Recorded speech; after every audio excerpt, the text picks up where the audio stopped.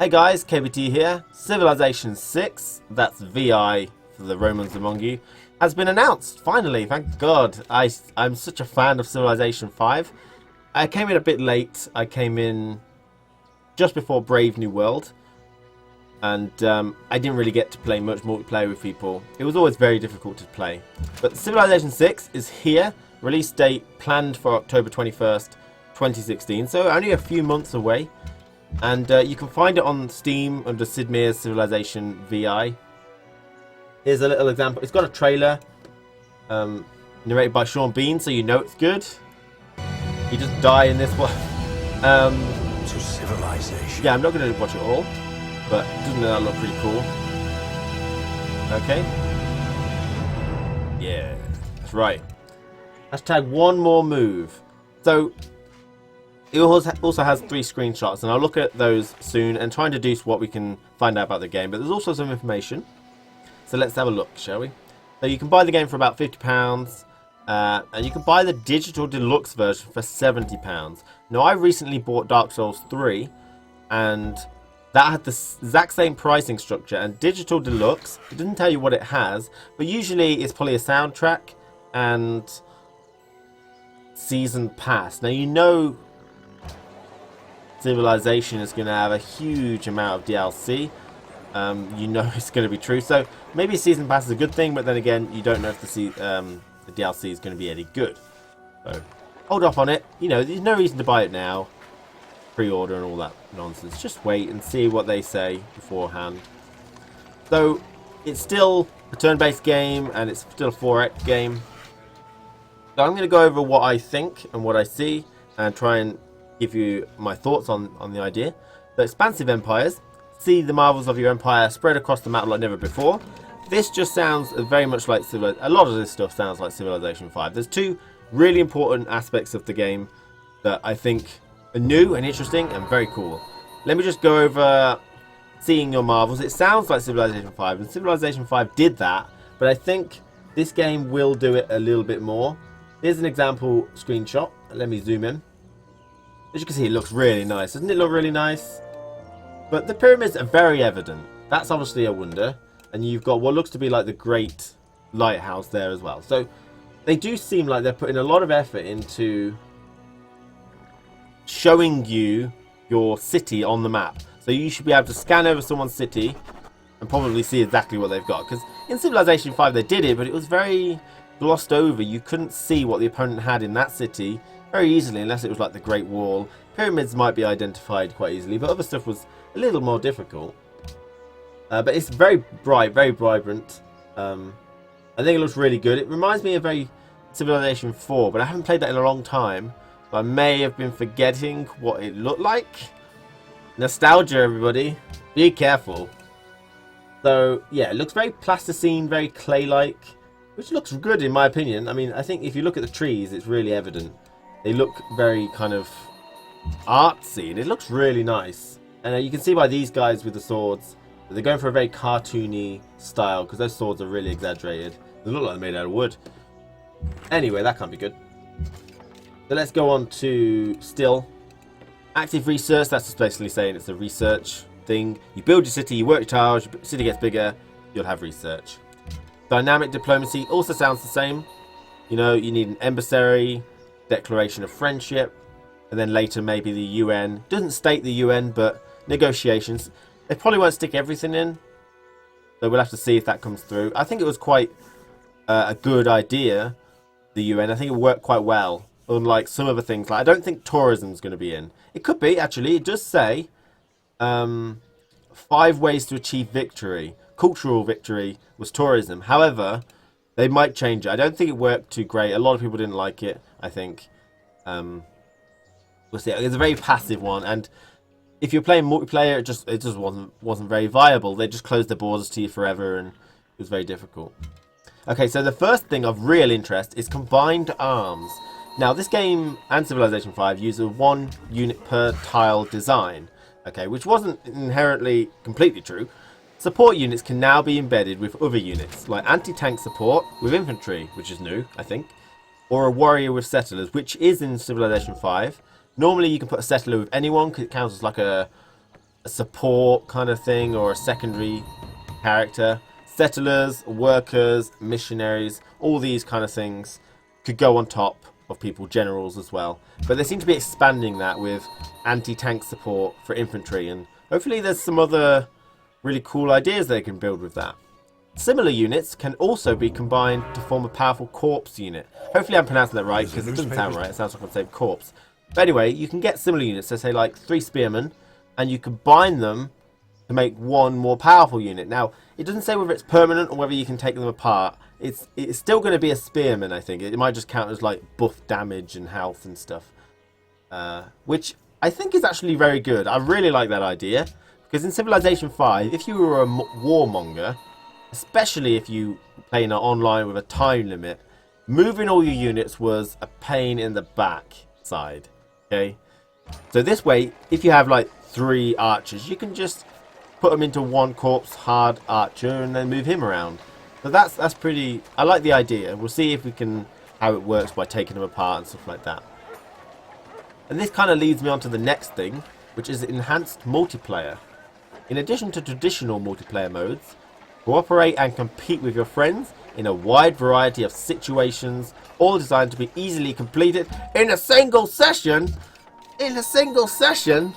Oh my god, that is the best thing I can hope for. Now, I've watched quite a lot of the Yogscast Civilization matches. I mean, it might not be a big deal for them. I think it might be. I think they'd still like it to be quicker. But if you make it too quick, it might miss out, you know, some of the strategy involved. But as a casual person who finds it hard, because I have a life, only a small one, and my friends are all have their own jobs and their own lives and their own people to play with or whatever. It's hard to get everyone together for one game. So being able to complete it in a single session is really good. There's quite a few games that we've started and never finished because they take like 8 to 10 hours or something, you know, just for 4 of us. There's always someone who doesn't press end turn. We'll see if that's see how that works in the future as well. So I really like that idea. That sounds really, really good. And the final thing they advertise is just that there's a lot of civilizations to play. Provides veteran players with new ways to build and tune their civilization for the greatest chance of success. New tutorial systems. Underlying concepts that can be easily get started. They can easily use. So, obviously it's not going to have as many civilizations I expect, but it will have a fair amount, and I think, you know, that's definitely something for Season Pass. Extra DLC, just other civilizations. I like that. So, that's basically what the game's going to be about. I really like the idea of the enhanced multiplayer and the combined arms, but we've got some screenshots. Let's see what we can determine from those. So, we've already talked about the art style. It looks gorgeous. I think it looks absolutely great. And I really like the way it flows well. Like the mountains there, they all flow together quite well. And the sea looks really nice. So we also have our traditional barriers of influence there. Looks like it's still using a hexagonal system. I think it's quite obvious that it probably will, because it's been very successful for them. 1 unit per tile. Obviously, these guys here, these show, sorry, what are they? Look like Korean samurai or something. They look... That would just be 1 unit. I don't know if this is the melded corpse of units, but I don't think so. It looks like it's just a squad of samurai. Now, one thing we can notice about them is that it looks like they've got randomly generated units with inside, so they look a little different. Because we've got 1 with a flat top, 1 with a spiky hood, and 2 with tridents. Okay, so they look randomly generated. And there's another screenshot, I think it's this one, where we've got the same unit, samurais, but they are slightly different in looks. So it sounds like you get a bit of variation for your character. So here we've got the flat top, the spiky top, the trident, and the one there, the second one, each only got 2 prongs. So variance on your units, which is really good.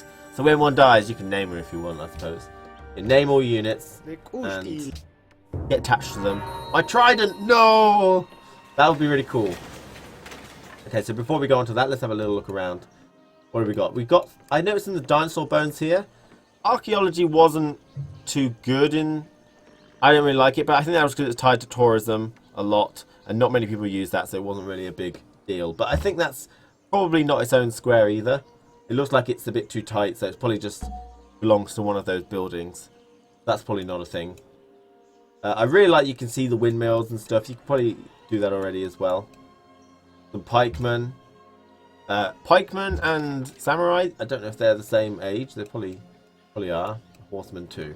And we've got some resources there. That looks like, was that copper? We've got definitely some sort of mine there. Well, and we've obviously got farms and buildings. So this looks like definitely Korea. That seems to be definitely in this place. I think Korea was red and white anyway. So I think this is definitely Korea is confirmed. Confirmed, guys. Right, second screenshot.